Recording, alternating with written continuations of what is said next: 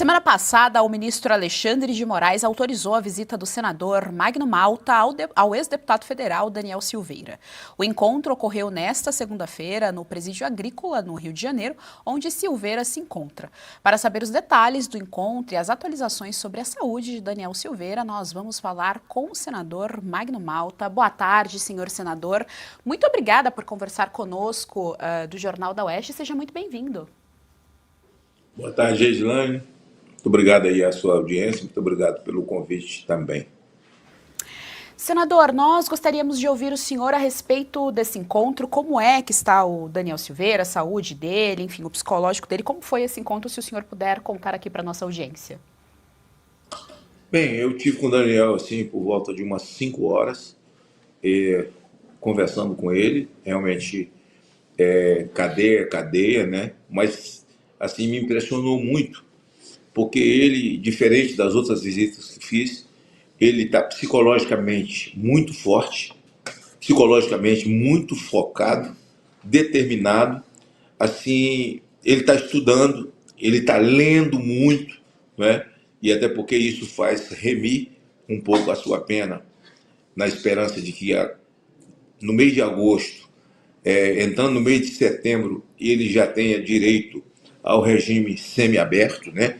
Embora o dono do Brasil tenha afirmado de que ele não tem direito à progressão de regime, ele está excluído de qualquer tipo de código no Brasil, que é assim a coisa funciona, mas se os códigos estão em vigência ou eles valem, ele terá essa progressão a partir de agosto, é a esperança.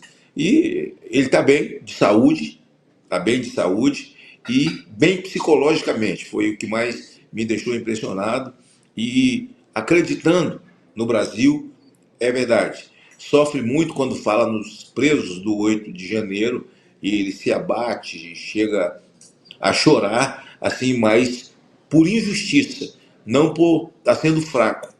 Assim, diferente das outras vezes que estive, essa realmente eu saí de lá mais fortificado de tê-lo ouvido, de ter experimentado dessa determinação dele do que como das outras vezes. Ele está muito focado, psicologicamente está bem. Jorge Serrão, nós estamos com o senador Magno Malta conversando a respeito do Daniel Silveira, senador que esteve com o Daniel Silveira na última segunda-feira. Sua pergunta. Excelente. E agora tivemos a decisão aí da Câmara que está apontando para um caminho que é o desejável, o respeito ao artigo 53, parágrafo 3º da Constituição, que garante a imunidade parlamentar. Magno Malta, você tem aí indicadores de conversas de que dessa vez o Congresso Nacional vai se fazer respeitar para não ter que repetir, para você não precisar visitar um parlamentar na cadeia, como foi o caso agora do ex-parlamentar Daniel Silveira? Sim, a sua palavra foi muito bem colocada no sentido de dizer o Congresso vai se fazer respeitar. Porque a gente sempre coloca na conta do Alexandre de Moraes a violação do artigo 53, né? Ele violou o artigo 53 da Constituição e tirando todos os direitos, né, do parlamentar Daniel Silveira, aquilo que lhe é direito constitucional enquanto exercício do seu mandato. Então, a gente fala sempre disso, mas a gente tem que entender que ele violou, mas comunicou ao Lira, dizendo, olha, eu violei o artigo 53 da Constituição, mas estou mandando para vocês aí, para vocês tomar uma decisão, se me apoia ou se não me apoia no erro que eu cometi. E o que o Lira fez?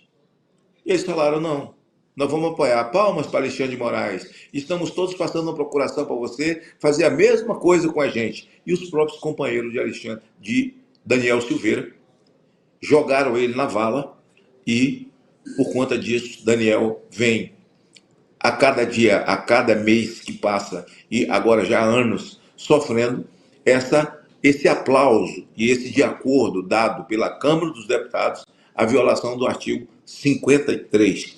Nós esperamos, eu soube hoje do Marcel Van Hatten, que eles tiveram uma reação no Colégio de Líder, hoje, uma reunião, em que o Hugo Mota voltou a falar firme, né? Assim, tomei um susto, estou pagando para ver de que há uma invasão de competência do Supremo no legislativo, e todo mundo sabe disso, isso está mais antigo do que andar para frente, que o Brasil tem 11 constituições, que o Brasil não vive mais um processo democrático, nós já estamos dentro de uma ditadura, mas que ele tomou uma atitude, né, de que não vai permitir essa invasão. A partir também do caso Ramagem, né, em que o Zanin tomou uma decisão e de que ele está violando parte do artigo 53, porque parte dos crimes que eles imputam ao Ramagem, esses podem ser perdoados, mas a outra metade não. Ele acaba de inaugurar um outro tipo penal na Constituição, que é o artigo 26 e meio, certo? O 53 dividido em dois pedaços. Então, Ramagem será punido pelo 26 e meio, por uma metade, e a outra metade ele tem que ser punido. Nós estamos vivendo esses tempos de tanta infelicidade que chega a ser jocoso. Artigo 26 e meio, quer dizer, é a metade do artigo 53 agora por Ramagem. E a gente espera que a Câmara seja firme, que negue o pedido do Zanin, que negue essa interferência irresponsável, né? Esse texto constitucional que está nas nuvens, se ele existe, está nas nuvens, porque a gente não está vendo, ali é cada uma Constituição. Na verdade, essa gente aí, desculpe, você nem me perguntou isso, esses ministros, eles são os verdadeiros estelionatos judicial, né? O que esses caras mentiram aqui, olha a cara de Zanin aí, parecendo uma cara de um seminarista católico, de cara de bonzinho, e aí, eu não sei se aí ele está sendo sabatinado aqui, assim, eles contam mentira, eles vendem a mãe para poder ser aprovado e botar a capa nas costas. E esse aí acabou de instituir o artigo 26 e meio. Pode ser punido pela metade. Então, a gente espera realmente que esse arrobo, sei lá o que foi, nessa reunião de líderes hoje com o Hugo Mota, né? E o Hugo Mota não é surpresa nenhuma para mim, eu avisei, né? Mas se realmente ele vai tomar essa posição e colocar o artigo 53 no lugar, realmente, então eu não vou ter mais que me sair por aí tentando de todas as formas visitar um companheiro, um colega, um senador, um deputado que esteja preso por ter sido tornado criminoso pelo direito de falar aquilo que lhe é dado pela Constituição a partir do momento em que ele é diplomado e toma posse como deputado federal. Senador, nós sabemos que o senhor está batalhando pela liberdade no país há um tempo já. Nós sabemos, inclusive, que o senhor sempre participa, né, das manifestações, participou de uma manifestação em Belo Horizonte no ano passado. Enfim, o senhor sempre está participando das manifestações pedindo pela liberdade dos presos políticos. Eu gostaria de ouvir o senhor justamente em relação ao PL da anistia, né? O Hugo Mota, depois de alguns jantares, engavetou, disse que, enfim, não ia tocar no assunto. Davi Alcolumbre também falou que não é uma pauta nacional, então gostaria de ouvir o senhor em relação ao PL da anistia. Nós sabemos que primeiro passa pela Câmara dos Deputados, nós sabemos que primeiro a prerrogativa é ali, mas realmente gostaríamos de ouvir o senhor, tendo em vista que o senhor é um senador que luta pela liberdade do nosso país. Sim, quando resolveram votar nesse rapaz, e eu me opus, até porque eu sabia em que ia dar, e sempre muita gente arrependida, mas não tem o que falar, não tem como falar, porque votaram nesse menino aí, nesse rapaz, que poderia ter um futuro promissor, mas assim que a eleição passa, ele faz um discurso muito interessante, né? Um discurso, parecia até discurso de estadista, mas depois de um jantar na casa de Alexandre de Moraes, que foi no dia seguinte, né? Ele já era outra pessoa, já falava outras coisas, e já dizia realmente que essa pauta não era de interesse do país, não era pauta prioritária. Quando a oposição pediu para colocar em regime de urgência, ele disse que não tinha necessidade disso e começou a revelar de fato quem ele era, né? Feita aquela história do escorpião com o sapo, né? Me atravessa, me leva para o outro lado do rio. E o sapo falou, não, rapaz, você vai me picar, você vai me matar. Não, não vou não, me ajuda, me leva para o outro lado. Quando chegou lá do outro lado, o escorpião picou o sapo. Ele falou, mas rapaz, eu atravessei o rio com você, te dei carona, botei você no meu ombro, agora você me picou. Ele falou assim, é o meu instinto, eu sou assim. Então é mais ou menos isso, né? deixa eu sentar nas suas costas, deixa eu ir com você, e depois o instinto faz o que o Hugo Mota fez. Com o aperto que ele tomou lá, é claro, ele está sofrendo chantagem, pode acreditar que é isso mesmo.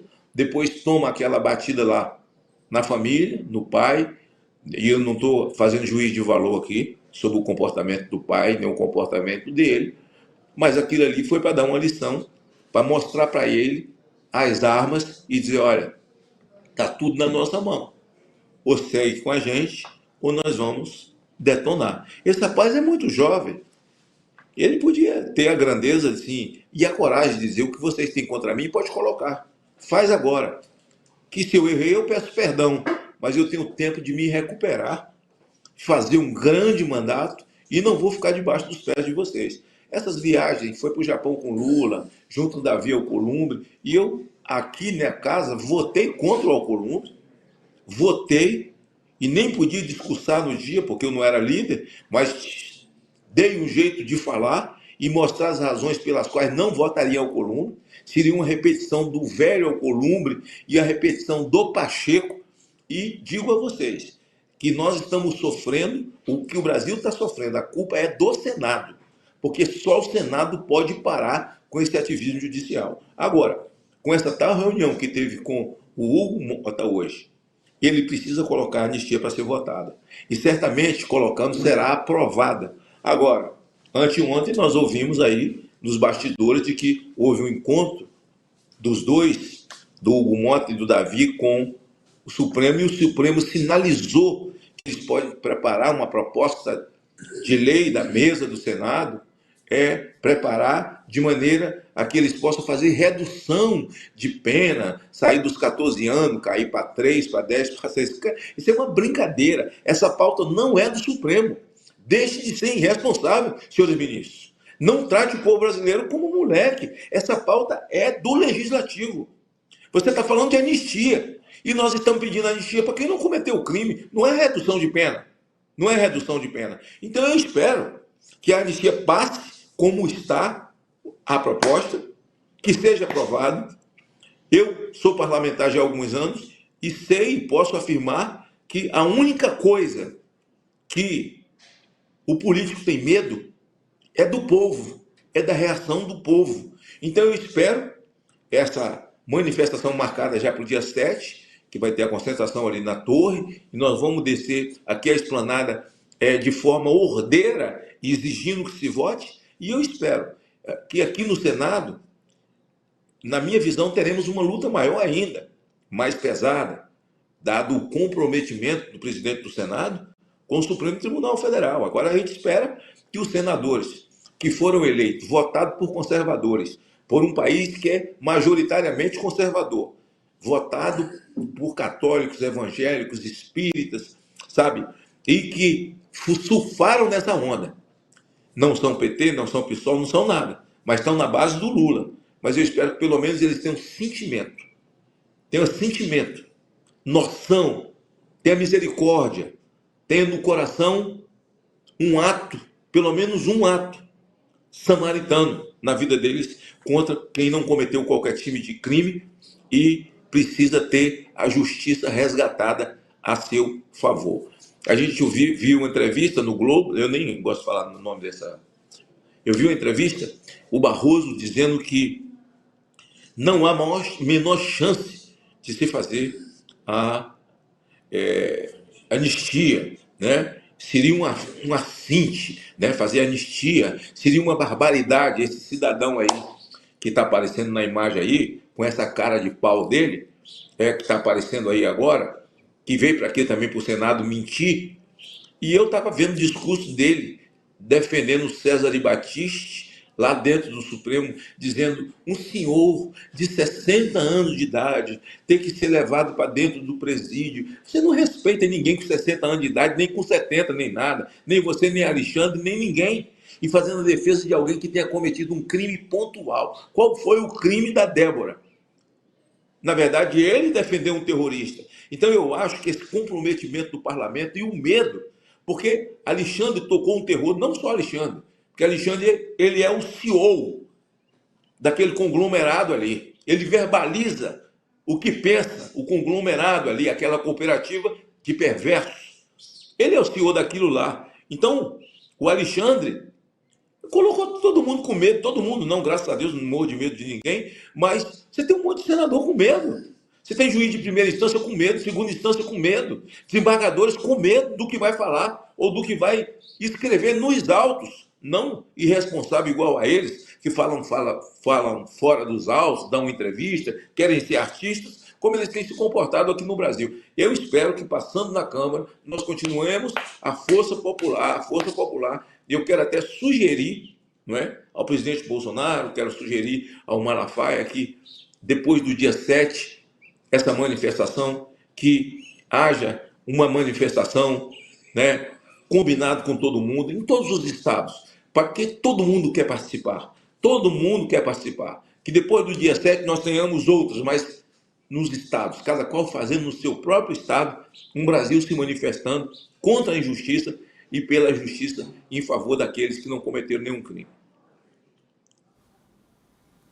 Nós conversamos com o senador Magno Malta. Senador, muitíssimo obrigada pela entrevista aqui ao Jornal da Oeste. Tanto o Jornal da Oeste quanto a Revista Oeste estão sempre de portas abertas para recebê-lo. Muito obrigada pelo seu tempo. Tenha uma boa tarde. Eu agradeço muito a vocês. Inclusive, a Revista Oeste, a Oeste estava presente na audiência pública que tivemos agora na Comissão de Segurança, ouvindo o jornalista Green, ouvindo o jornalista português também, e falando exatamente, e expusemos um áudio do Talhaferro, né, dizendo que está disposto a vir e falar, né, e abrir o jogo, e ele fala uma palavra ali muito importante. Ele disse que não aguenta mais tanta injustiça. Então, se ele não aguenta as injustiças que ele viu praticar e ajudou a praticar e quer falar, será salutar para o Brasil. Muito obrigada, senador. Muito obrigada.